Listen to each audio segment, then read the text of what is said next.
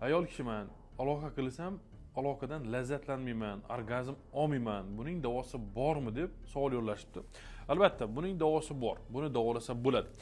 Birinchi navbatda xoslarga sababini tushuntirib o'taman. Sabablari bo'lishi mumkin. Birinchisi bu fiziologik, ya'ni gormonal o'zgarishlar. Ayollik gormoni estrogenning tushib ketishi, testosteronning tushib ketishi, ayollarda ham testosteron bo'ladi. Keyingisi gipotireoz, ya'ni qalqonsimon bez gormonining yetishmovchiligi. Bu holatlarda ham orgazm olish kamayib ketadi. Keyingisi yallig'lanish jarayonlari va albatta bu psixologik. Psixologikka nimalar kiradi?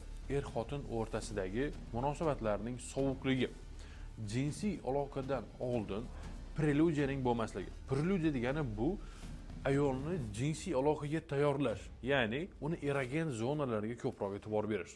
O'pish, erkalash, siypalash. Albatta, bular ham ayol kishida orgazmni kuchli va tezroq olishga yordam beradi. Endi buni bilish uchun albatta ayolingiz bilan o'tirib gaplashib olishingiz kerak. Ayolingizga nima yoqadi, nima yoqmaydi.